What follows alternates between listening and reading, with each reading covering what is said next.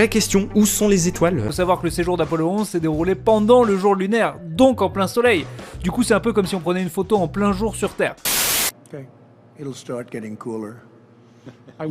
You just watch. Attendez, la NASA a même fait une vidéo où on voit les zones trop chaudes se multiplier, difficile de nier ça.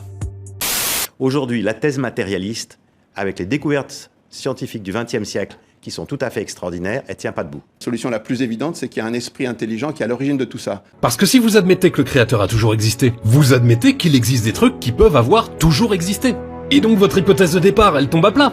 Parce que dans ce cas, on peut tout aussi bien imaginer que l'univers lui-même ait toujours existé, et ce, du coup, sans qu'il y ait eu besoin de le créer. Au niveau de l'humanité, pour chaque croyance existante, on va pouvoir trouver la croyance contraire. On peut donc considérer qu'il y a bien une réalité, mais autant de vérités que d'individus. Chaque individu a sa propre vision du monde, liée à des critères comme l'éducation ou l'expérience. Dans le langage de la PNL, on parle de carte du monde, et on souligne bien que la carte n'est pas le territoire. La notion d'avoir raison ou tort est donc complètement subjective. Alors, comment déterminer ce qui est bon ou mauvais de penser ? Réponse dans cette vidéo. La chauve-souris, avec son écolocalisation, voit le monde d'une manière totalement différente de la nôtre. On peut même dire qu'elle entend le monde. Donc si on confrontait sa vision à la nôtre, on ne serait pas du tout d'accord, et pourtant elle n'a pas tort pour autant. Même les faits scientifiques peuvent être vus comme des croyances, d'ailleurs certains les réfutent. Je crois fermement que la Terre est ronde, mais c'est pas le cas de tout le monde. Et perso, je suis jamais allé dans l'espace pour vérifier. D'autres englobent les faits scientifiques dans des croyances plus globales. En disant par exemple que Dieu est à l'origine du Big Bang, l'hypothèse scientifique est validée, mais englobée dans une croyance plus mystique. Enfin, la science évolue, et ce qui fait consensus à un moment peut être remis en cause par la suite. Ainsi, Einstein avait démontré que rien ne pouvait aller plus vite que la lumière, et pourtant, les découvertes en physique quantique montrent avec l'intrication quantique que certaines informations peuvent circuler plus vite. Ce qui va nous intéresser ici, ce n'est donc pas la validité d'une croyance, mais l'impact qu'elle va avoir sur toi. Tu ne dois plus te demander est-ce que j'ai raison ou tort, mais qu'est-ce que ça m'apporte de croire ça. Selon les fondateurs de la PNL, Bandler et Grinder, nous fonctionnons selon 3 composantes. La tête, c'est ce que tu penses. Le cœur, c'est ce que tu ressens. Le corps, c'est comment tu te comportes. Les 3 sont interconnectés. De mauvaises pensées vont entraîner des émotions négatives qui vont entraîner un comportement en conséquence. Par exemple, si tu penses au mal que quelqu'un t'a fait, tu vas ressentir de la tristesse ou de la colère et tu seras sans énergie ou agité. La bonne nouvelle, c'est que ça marche aussi dans l'autre sens et qu'on peut entrer par n'importe laquelle des 3 composantes. Par exemple, si tu te redresses et que tu mets les épaules en arrière, tu vas te sentir plus confiant et ça va générer des pensées positives. Pour ceux qui ont la foi, croire qu'un Dieu bienveillant les protège et les accompagne les rend plus confiants dans la vie.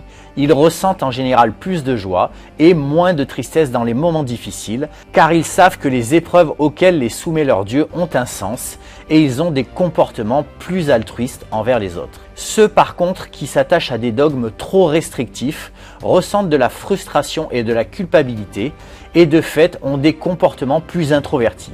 Parfois même, ils pourront être manipulés par les autres à cause de leurs croyances. La religion est un exemple qui montre qu'en soi, une croyance n'est pas bonne ou mauvaise. C'est l'impact qu'elle a sur l'individu qui compte et c'est propre à chacun. Par contre, si tu penses qu'une élite mondiale est en train de tout mettre en place pour éradiquer les 3/4 de l'humanité, tu vas certainement ressentir au quotidien de l'angoisse et de la colère. Et tu seras stressé ou nerveux. Du coup, tu vas sûrement dépenser de l'énergie et du temps pour faire face à cette menace au lieu d'œuvrer pour ton bien-être. Nos croyances nous viennent de diverses influences, comme notre culture, notre expérience, nos intuitions, notre éducation, mais aussi nos besoins. Parce que notre structure cérébrale fait qu'on a besoin de croire. Croire a un intérêt qui a été sélectionné par l'évolution dans le but d'optimiser la survie de notre espèce. Ça permet de créer l'unité dans un groupe quand les membres du groupe croient en la même chose. Ça permet une meilleure adaptation quand la diversité des croyances fait émerger plusieurs solutions à un problème. Ça permet de faire chuter certaines angoisses,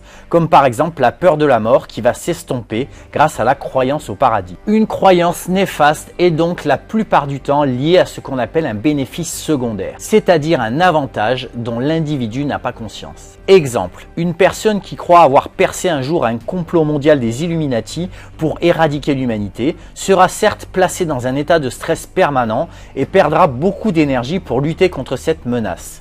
Mais elle aura l'impression d'avoir compris quelque chose que les autres ne perçoivent pas et se sentira plus perspicace que la moyenne, ce qui peut compenser une vie ressentie comme insatisfaisante au niveau de l'accomplissement. En gros, ça marche comme ça. Une personne se vit en situation d'échec, son inconscient ne le supporte pas, elle crée une réalité alternative dans laquelle elle est au-dessus des autres parce qu'elle a compris quelque chose. Ou alors, elle justifie sa situation par le fait de refuser de s'adapter à un système oppressif. Donc elle est un rebelle, un résistant, et elle retrouve de l'estime de soi dans ce rôle. Tenter de démontrer sa croyance ferait retomber la personne dans la dure réalité de ses échecs, et ça, son inconscient ne peut pas l'accepter. Donc elle luttera de toutes ses forces et l'issue finale ne pourra être qu'un conflit où chacun prend l'autre de haut en le voyant comme un naïf. Un autre bénéfice très important est de permettre à la personne de s'intégrer dans une communauté de croyants qui s'auto-alimentent de leurs croyances et se confortent dans leur position